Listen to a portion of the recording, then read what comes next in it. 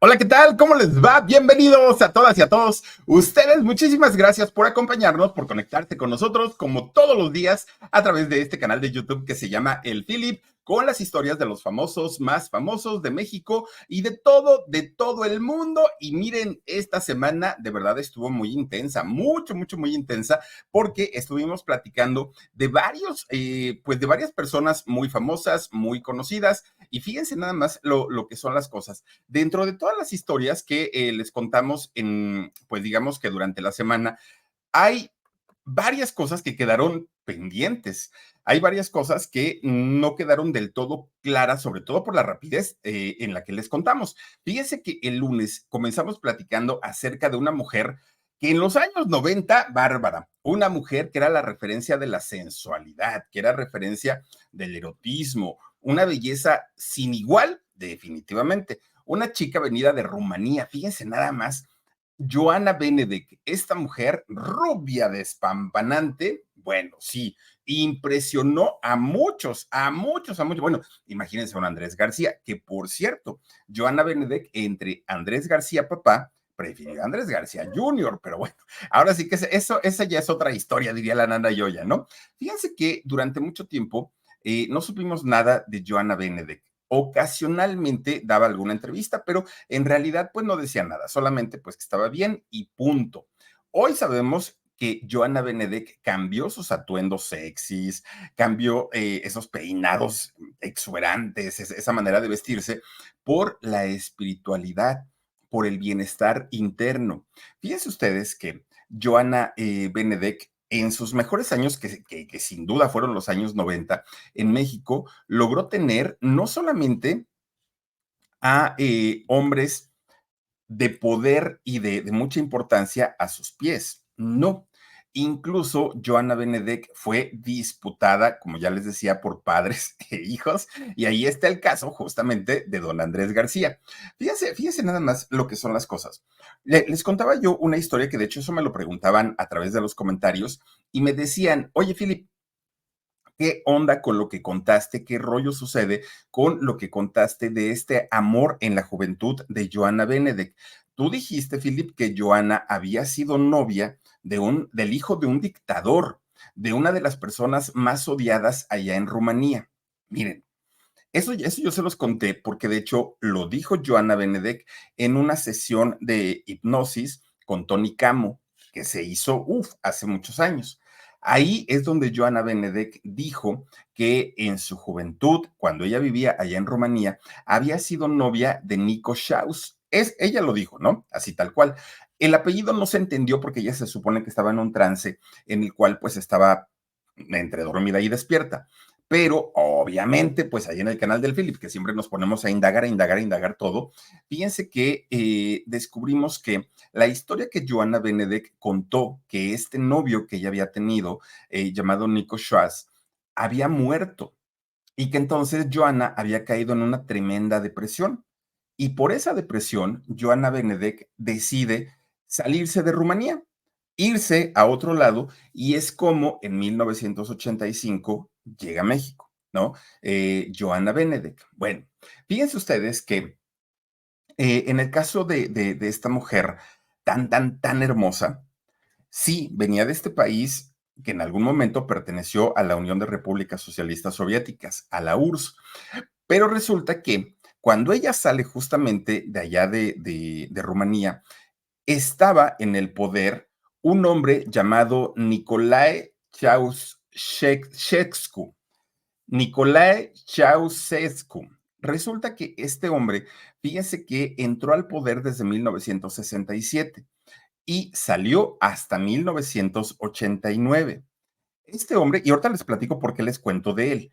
Fíjense que él estaba casado con una mujer, este señor Nicolai, estaba casado con una mujer llamada Elena Petrescu. Resulta que, oigan, los dos eran tremendos, tremendos, tremendos. El señor, como buen dictador, bueno, hizo destrozos en Rumanía, destrozos, como suelen hacerlo los dictadores, ¿no? Apoyados, pues, generalmente por el ejército. Fíjense ustedes que en todo lo que hacía el esposo, don Nicolae, pues resulta que doña Elena lo apoyaba y lo secundaba. ¿Qué vamos a hacer tal cosa? Ay, sí, viejito, tú está bien, hazlo sin mayor problema. Por eso es que este matrimonio llegó a ser de los más odiados allá en Rumanía. Nadie los quería, nadie, nadie.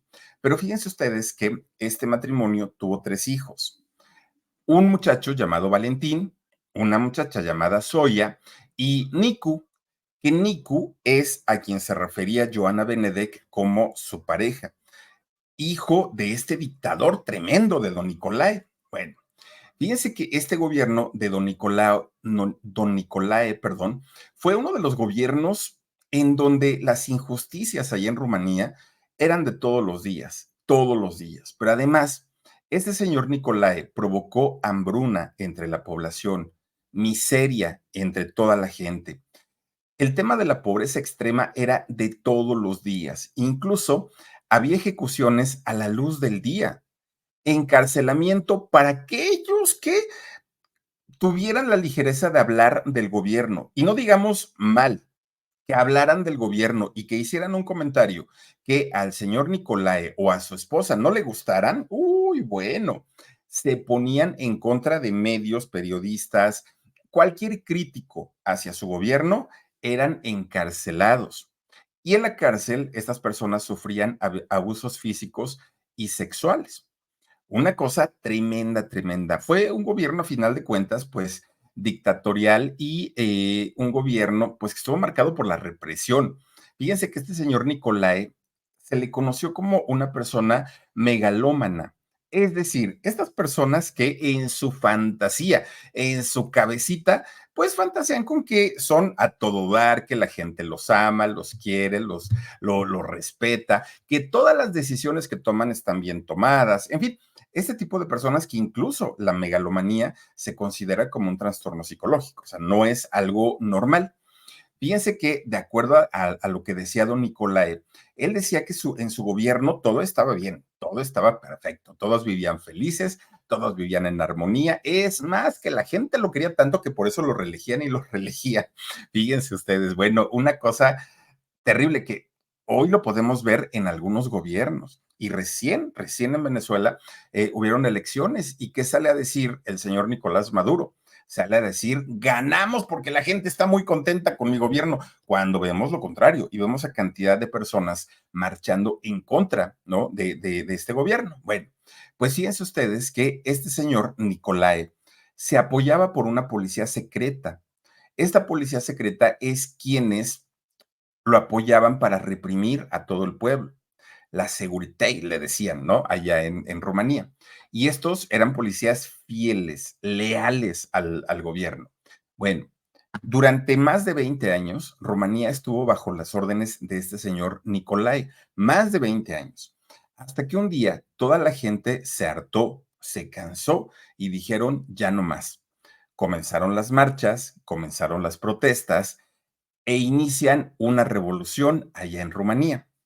Fíjense que esta revolución trae como consecuencia el derrocamiento de este gobierno de Nicolae, quien pasaría a ser el suegro de Joana Benedek.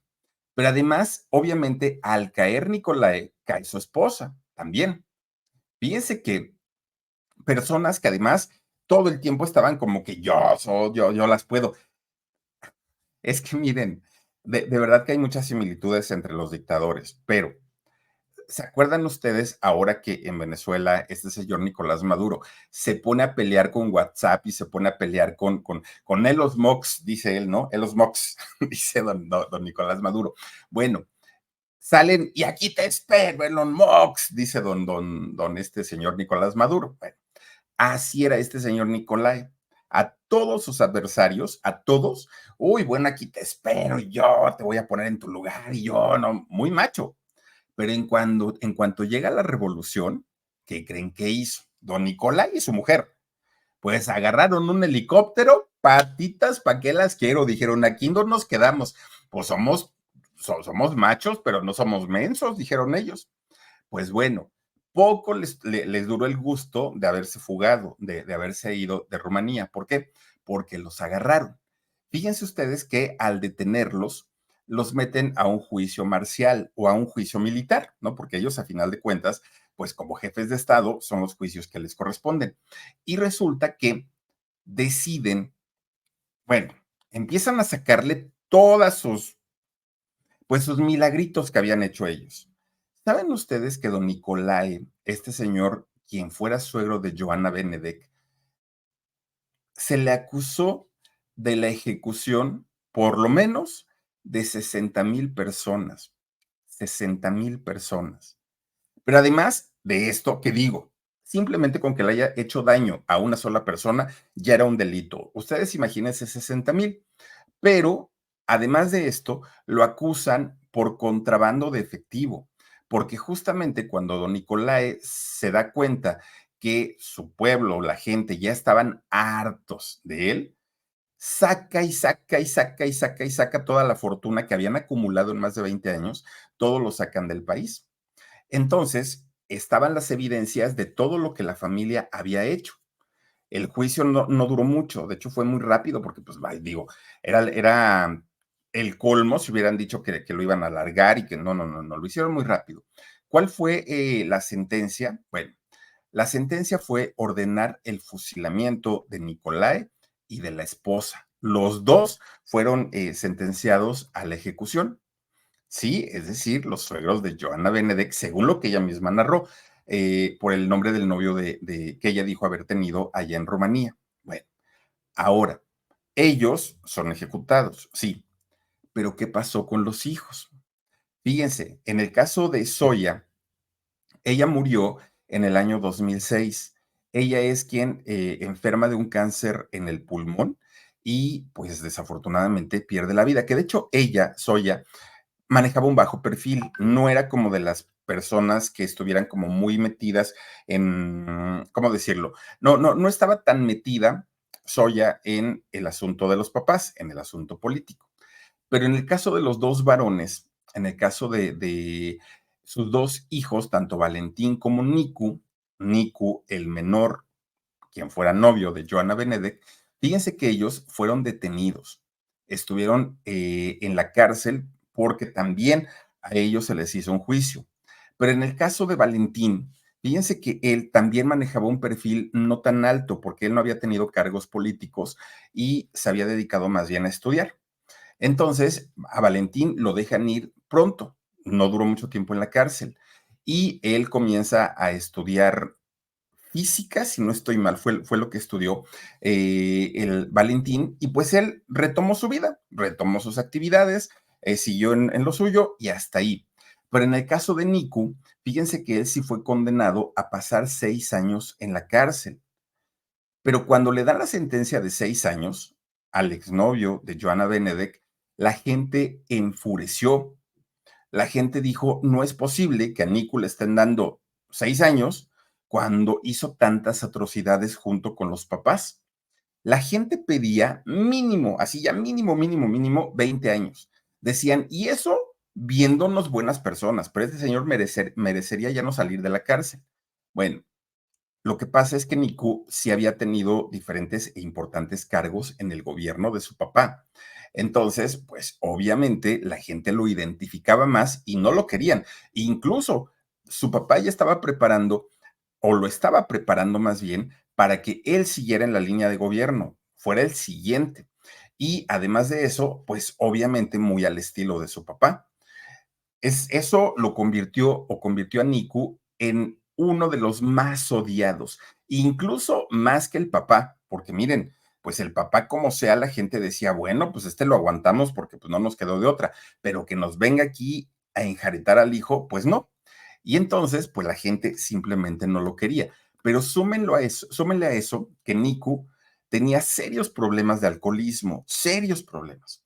Y además la gente sabía que cuando su papá le había dado cargos públicos, el señor no sabía hacer nada, en realidad nunca ayudó, en realidad nunca apoyó, y lo único que pues era un aviador, que así se le dice en México a las personas que cobran, pero no hacen nada. Bueno, pues resulta que Niku estaba nada más como de adorno en el gobierno.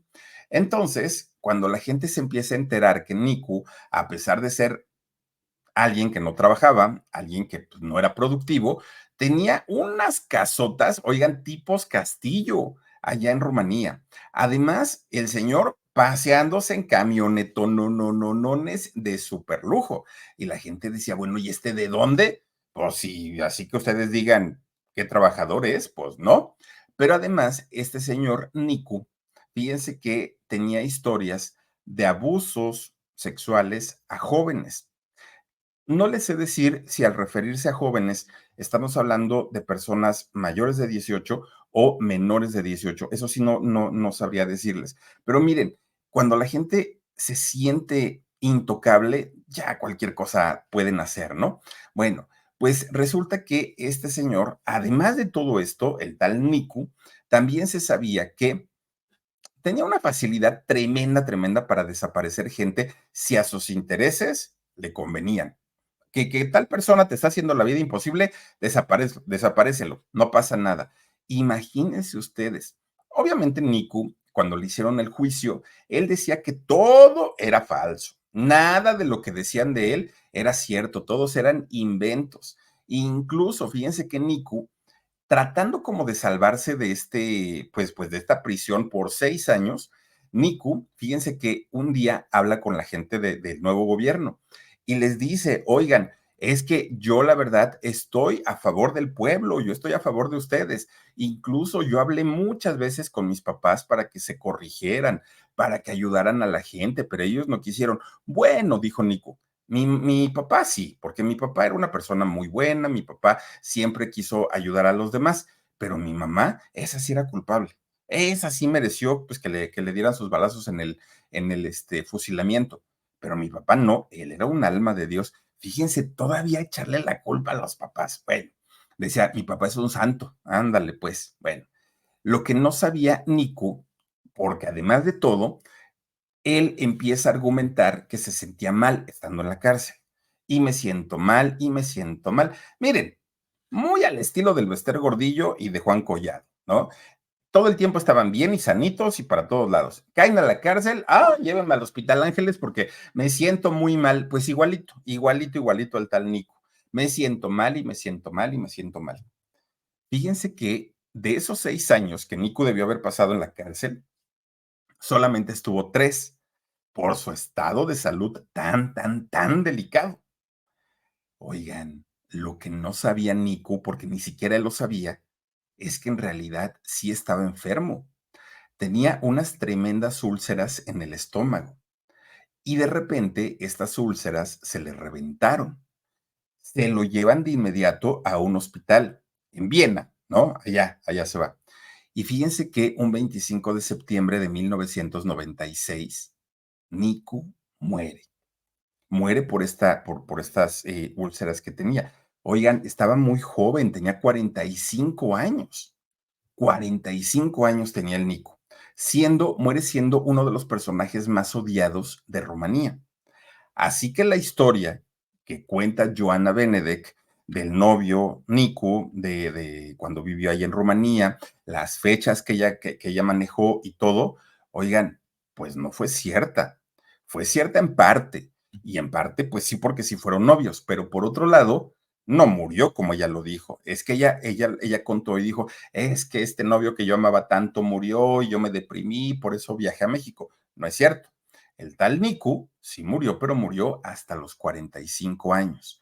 Ya Joana Benedek pues, andaba por acá de este lado, ¿no? Entonces, en esa parte, pues sí, no hay una buena relación.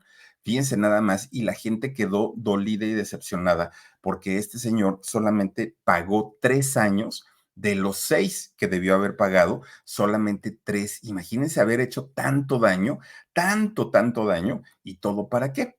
Pero bueno, pues a final de cuentas, miren, pues Joana Benedek dijo que se había relacionado emocionalmente, que había sido su novio, el tal Niku, y resultó ser todo un dictador. ¿Qué tal, eh? Digo, si en México criticamos a las artistas cuando se vuelven novias de políticos y no estamos hablando de dictadores, imagínense ustedes sabiendo que fue culpable de tantos y de tantos delitos, pues peor tantito. Ahora, fíjense que ya que estamos hablando como de mentiras y de estas cosas que no son ciertas, ¿recuerdan ustedes que les platiqué la historia de don Pedro Vargas? Oigan, este tenor, bárbaro, don Pedro Vargas, bárbaro, bárbaro. Bueno, fíjense que él lo que sabemos es que nació en San Miguel de Allende, ¿no? Y de Guanajuato, y de ahí, pues, para el mundo. Eso es lo que conocemos, que se hizo primero cantante de ópera, y siendo cantante de ópera, sus maestros lo amaban y lo querían mucho. Pero después cambia la ópera don Pedro Vargas y la cambia por la música populachera, que así le llamaban antes, ¿no? Y entonces, fíjense que este hombre, pues se hizo muy famoso cantando música popular. Ahora, también de lo que nos preguntaban en los comentarios del video de don Pedro Vargas es, a ver, Philip, ok, está bien, pero ¿de dónde sacas la historia de que don Pedro Vargas pudo no haber sido mexicano y que pudo haber nacido en Colombia? ¿Cómo es que te enteras de esto y cómo es que sale todo, pues, a colación en la historia de don Pedro Vargas? Bueno. ¿Recuerdan ustedes que les platiqué acerca de un libro que se llama Los artistas chinquinqueños, chinquinquereños, perdón? Este libro se llama Los artistas chinquinquiriños, Rómulo Rosso y Pedro Vargas. Asumiendo que don Pedro Vargas había nacido en este poblado de Chinquinqui. Ay, Dios mío, está un poquito complicado. Bueno, pues fíjense ustedes que lo que dice y narra en este libro el autor es que Pedro Vargas fue hijo de Pablo Vargas Villamil. Pablo Vargas Villamil era dueño de una hacienda llamada Quebraditas.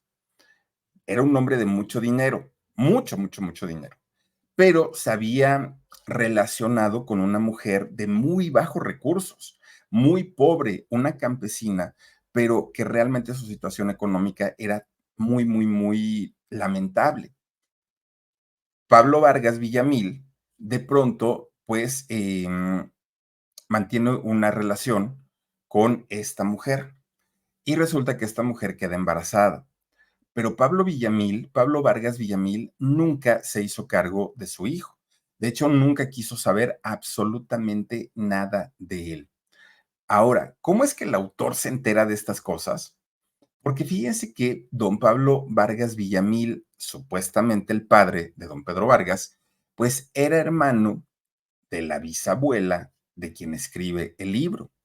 Por eso es que le da como la cosquillita, porque esas historias el autor las escuchaba siempre en su casa, siempre, siempre escuchaba acerca de esta situación. Entonces le comienza como a dar mucha curiosidad y es como comienza pues a indagar sobre el nacimiento de Pedro Vargas y llega al registro parroquial. ¿Recuerdan ustedes que antes era mucho más válido una fe de bautismo que un acta de nacimiento? Tenía mucho más valor.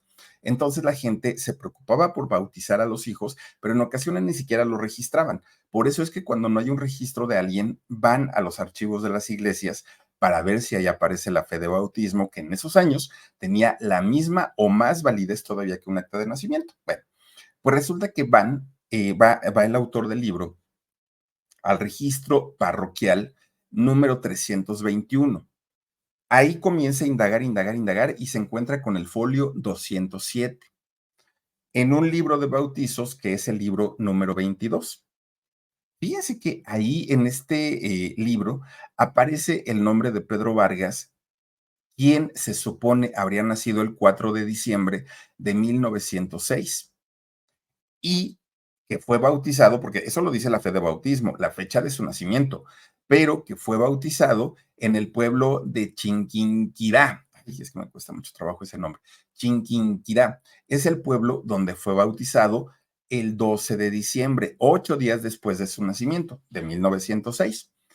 Fíjense que cuando el niño Pedro comienza a tener una edad de 6, 7 años, obviamente él nunca estuvo cerca de su papá, del gran hacendado, pero resulta que la mamá, para sacarlo adelante, siendo una mujer muy humilde, comienza a trabajar como empleada doméstica con una familia muy, muy, muy adinerada. Bueno, y esto lo hizo porque don Pablo Vargas, el padre, nunca apoyó absolutamente en nada a Pedro, nunca. No lo reconoció.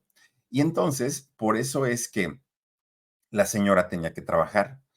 Y don Pablo Vargas Villamil, fíjense que se supone que no quiso reconocer a su hijo como tal, no quiso apoyarlo económicamente, porque venía de una familia, don Pablo, muy conservadora, muy católica.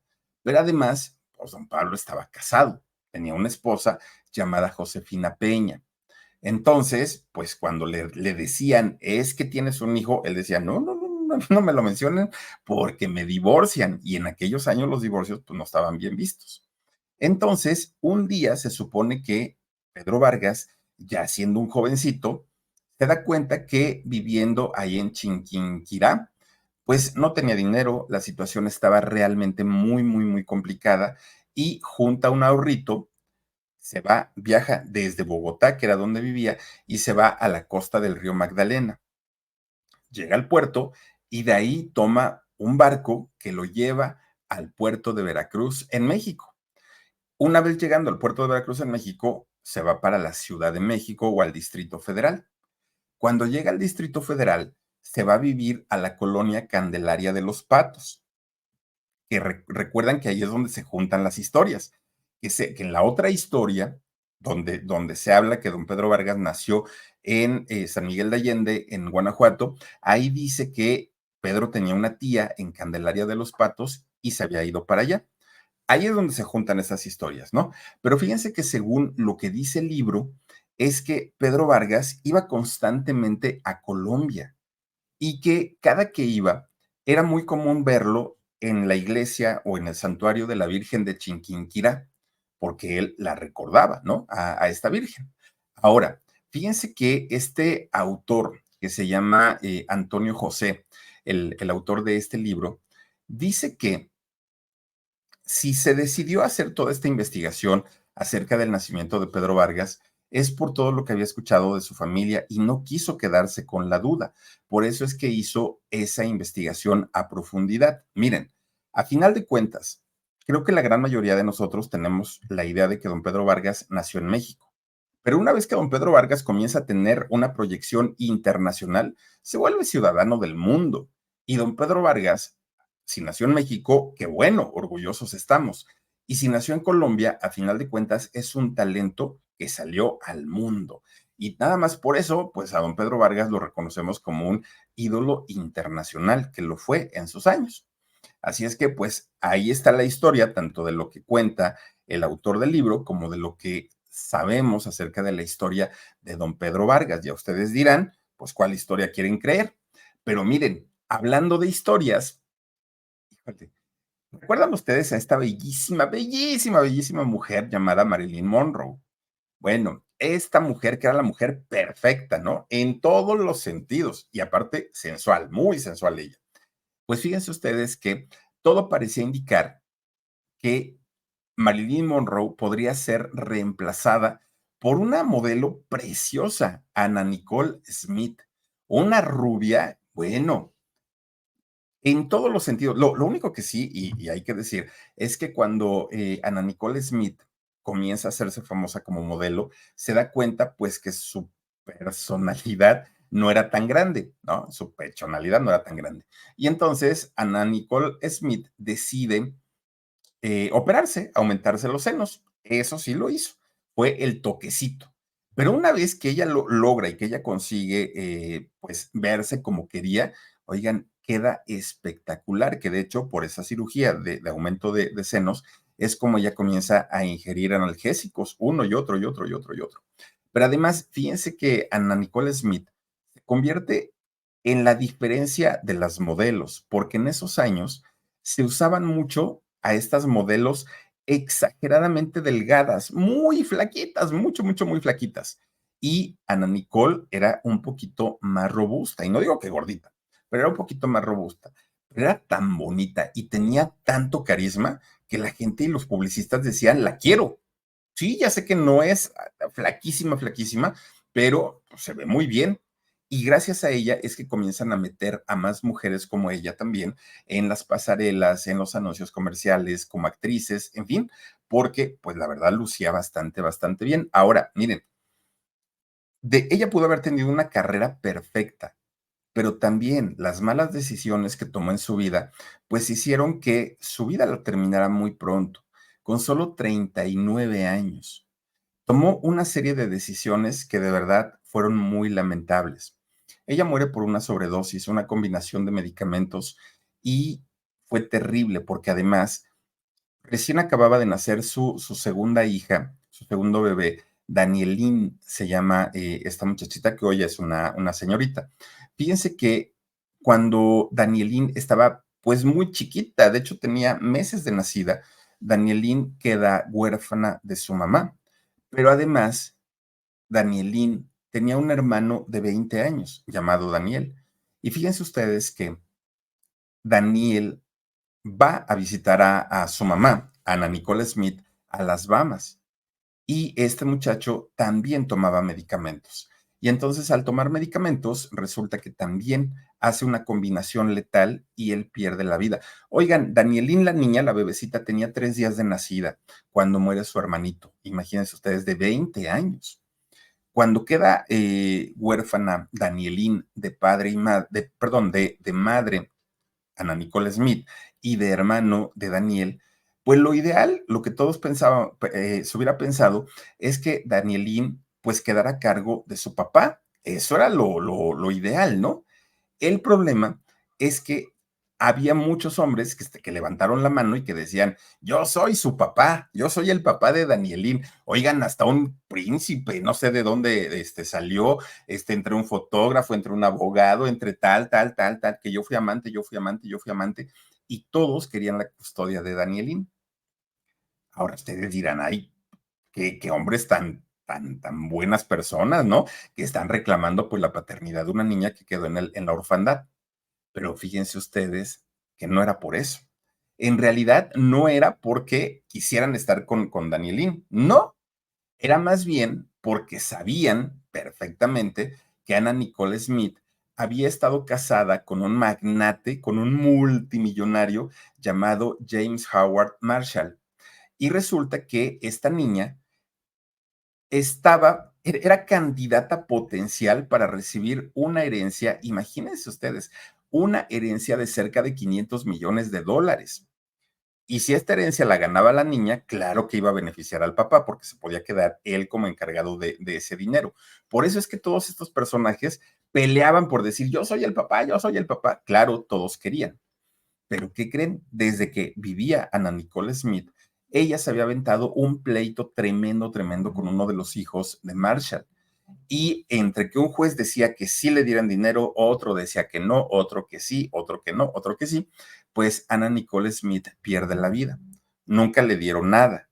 Entonces, ahora, la última pareja de Ana Nicole, que era un abogado y que además estaba muy empapado de todo el tema de la herencia, estaba buscando que la niña recibiera una herencia de parte de Marshall. Pero resulta que por más que metió recursos, no lo logró, no pudo. Entonces la niña pues se queda sin esa parte de la herencia, los $500 millones. Lo que sí logra el abogado es que se determine que la niña, Danielín, se quedara con la herencia de su mamá, que además Ana Nicole Smith era una mujer que había trabajado mucho, muchísimo, muchísimo, y había dejado pues un dinerito, y eso se lo heredaron finalmente a la niña. Después de tanto y tanto y tanto pleito por la paternidad, pues los estudios determinaron que era hija de una pareja anterior, del fotógrafo Larry. ¿Se acuerdan que les contaba yo de este hombre? Larry Birkett. Resulta que él salió como papá y él es ahora como albacea, junto con el abogado, son los albaceas de la fortuna de esta niña. Que fíjense ustedes que ahora ya tiene 17 años. Danielín es ella y miren qué bonita es porque de hecho dicen que se parece muchísimo, muchísimo a Ana Nicole, que es exactamente su fotografía. Y ahora ya está declarada como la heredera de la fortuna de su mamá. Ahora, fíjense que si ustedes se dan cuenta, no solamente le heredó el dinero a su mamá, le heredó la belleza y le heredó también la facilidad para posar ante las cámaras, porque fíjense que Danielín desde los 6 años se convirtió en modelo, tal como lo había hecho su mamá, para diferentes marcas, pero eso al papá le costó que bueno, lo pusieron como lazo de cochino porque decían que estaba explotando a su hija. Y el fotógrafo dijo, a ver, no, señores, hay muchísimas marcas que quieren trabajar con Danielín, pero yo no lo he permitido porque no quiero explotarla ni sobreexponerla. He rechazado muchas ofertas, pero hay otras que sí las hemos tomado, pero no la estoy explotando. Eso es lo que dijo el papá, ¿no? Pues miren, a final de cuentas, la historia tan triste de Ana Nicole Smith, pues creo yo que no tuvo un final tan triste, porque miren, dejó un legado, una hija y una hija muy hermosa. Y bueno, ya que estamos hablando de mujeres, de modelos, de mujeres hermosas, de mujeres bellas, oigan, ¿qué tal con la historia de Marta Cristiana, esta poblana? Miren, sí, Marta Cristiana nació en cuna de oro. Marta Cristiana viene de una familia por parte paterna, una familia de políticos muy importantes allá en Puebla. Y en el caso de su mamá, también viene de una familia muy importante. De hecho, la señora se dedicó, ya no vive, se dedicó a preparar chicas para certámenes de belleza, ¿no? A eso se dedicó. Además, también trabajó por más de 20 años en Televisa, la mamá. Pero fíjense ustedes que por situaciones, resulta que doña Marta, la mamá de Marta Cristiana, ya no vive. De hecho, doña Marta falleció el 25 de noviembre del año 2010 y al poco tiempo fallece don Jesús Merino, el papá de Marta Cristiana. Fíjense que es muy triste la historia de vida del papá de don Jesús Merino. ¿Por qué? Porque ahí nos damos cuenta de lo que tenían que hacer los hombres y mujeres homosexuales de aquellos años. Vivían bajo una presión tan grande de tienes que casarte, tienes que tener hijos, debes formar una familia, que lo hacían porque era un requerimiento de la sociedad y más si eran personas importantes. Y muchos de ellos lo hicieron, muchos, no uno, muchos y muchas, que se casaron, que tuvieron hijos, pero que a final de cuentas siempre les ganaba su naturaleza. Y esta parte la tenían que vivir en represión total. Muchas veces terminaban amargándose la existencia. Y desafortunadamente casi siempre los que terminaban pagando los platos rotos, pues eran las familias. La esposa, a la que además que nunca tocaban, le reclamaban por todo. A los hijos, que muchas veces decían, híjole, es que son un estorbo. Oigan, es que simplemente la naturaleza no es por ahí. Y resulta que en el caso de Marta Cristiana, obviamente, pues sufrió también la represión que vivió su papá, porque el señor don Jesús quiso ver en su hija a una niña perfecta, a una niña muy femenina, pero esto lo hacía con un carácter tremendo. Quiso que su hija fuera perfecta, pero porque se veía reflejado en ella, porque además era niña. Aunque don Jesús tuvo más hijos, fue en Marta Cristiana en quien él cifró todas sus esperanzas. Y fíjense que lo que sí hay que reconocer la Marta Cristiana es que a pesar de los pesares, ella siempre se ha expresado muy bien de su papá, siempre. Incluso el hecho de reconocerle la manera en la que la concibió, que fue con estas ayudas in vitro, que en esos años, aparte de todo, estaban en pañales. No era lo mismo que ahora, estamos hablando de hace más de 50 años. Entonces, Marta Cristiana, por eso es que al día de hoy se siente muy identificada con la comunidad gay. ¿Por qué? Porque ella vio y sintió el sufrimiento de su papá por no haber podido expresar su amor tal cual era. No lo pudo hacer. Y eso a ella le dolió muchísimo. Por eso es que cuando a ella le ofrecen estar al frente de Miss Universo y le dicen que va a estar pues en un certamen inclusivo donde va a haber mujeres de todos los aspectos, de todas las edades, incluso que iba a haber chicas transexuales, ella acepta, pero al momento que vio que esto no se lo iban a cumplir, dijo, ahí se ven, yo no me quedo, yo mejor me hago a un ladito, porque es una mujer de convicciones, cosa que aprendió de su papá. De hecho, fíjense que cuando ella renuncia de Miss Universo y que duró poquitititito, sale Guadalupe Jones, ya la conocemos como es, ¿no? Sale y dijo, pues claro, claro que no duró porque yo dejé unos zapatos muy grandes que llenar, dijo Guadalupe Jones. Pero fíjense ustedes que le contestó Marta Cristiana y dijo, bueno, es que no se trata de llenar zapatos, y menos si son de unas chanclas viejas y cochinas. ¿Qué tal, eh? Ahí para que veamos que no es que se lleven muy bien todas ellas. Bueno, pues miren, lo único tal vez que podría como que empañar un poquito la historia de Marta Cristiana es este asunto de don Andrés Roemer, porque miren, recordemos que Andrés Roemer, pues fue un diplomático, un exconductor de televisión azteca y además muy amigo de Ricardo Salinas Pliego. Fíjense ustedes que Andrés Roemer está intentando dejar como mentirosas a todas las chicas que lo acusaron, entre ellas está Marta Cristiana. Ahora sí que podríamos pensar que a lo mejor una persona, pues como que le tuvo mala voluntad, ¿no? Dos, probablemente. Ay, no, no, no, señor, pero aquí ya estamos hablando de más de 60 personas. Y el señor dice que es un angelito, que él no rompe ni un plato, pero bueno. Pues a final de cuentas, ahí cada uno pues estará tomando pues sus medidas correspondientes, porque yo creo que nadie o a nadie le interesaría quedar como quien dio una versión que no es, ¿no? Pero digo, si el señor está tan seguro de su inocencia, ¿para qué sale corriendo? ¿Para qué se va hasta Israel si se supone que él es totalmente inocente? Pero bueno, oigan, y ya nada más para cerrar, pues la historia de hoy, el podcast de hoy, ¿qué tal con este hombre que la está rompiendo en el regional mexicano? Sí, la verdad es que le está yendo muy, muy, muy, muy bien, que si canta la de, ay, ¿cómo se llama esta? La boda del Huitlacoche, la primera cita, la de tú, en fin, un señor que de verdad es uno de los artistas más exitosos y además que gana muy bien su dinerito. Y miren, si lo trabaja, pues yo creo que es lo mejor que le puede pasar, ganar bien y sobre todo porque dicen que ayuda mucho a la gente. El problema con él, y lo que es verdaderamente una lástima, es que sus adicciones lo hagan ser un mal ejemplo para los jóvenes y para los niños. Miren, los famosos generalmente dicen, yo no soy ejemplo de nadie, pero la verdad es que los niños y los adolescentes, pues los convierten muchas veces en su ejemplo a seguir, en sus ídolos. Fíjense que estos muchachitos generalmente lo hacen porque ven a estos súper famosos trepados en sus coches de lujo, ¿no? Ferraris y en esos automóviles muy bonitos. Están siempre rodeados por mujeres muy bellas, muy, muy, muy guapas. Siempre están, bueno, tienen dinero y dinero y dinero que uno dice, caramba, pues qué bueno que les esté yendo muy bien. Y por eso es que los muchachitos sueñan con ser como ellos.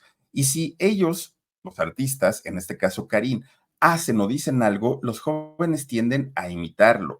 Ese es el problema. Y más, por ejemplo, en el caso de Karim, que con orgullo dice, pues yo sí he salido drogado a cantar. Oigan, no está bonito. La verdad es que no. O, ay, esta canción está tan buena que pues ya se me antojó echarme un perico. Oigan, no, o sea, la verdad es que no. Miren, obviamente, este tipo de declaraciones a las generaciones actuales, pues es como para ellos algo muy normal y muy común, pero para nosotros que ya venimos de unas generaciones de antaño, sí es muy difícil y sí es muy complicado ver este tipo de situaciones porque sabemos hacia dónde pueden llevar a estos pequeñitos. Sí nos da muchísimo, muchísimo gusto que sea un hombre muy talentoso, que sea un hombre muy famoso, muy exitoso. Creo que eso está muy bien. Es mexicano y siempre va a ser un orgullo que un mexicano logre hacer una carrera importante. El problema es que si Karim llevara una carrera sin ese tipo de vicios, sin ese tipo de comportamientos, yo creo que lograría muchísimo más de lo que ha logrado.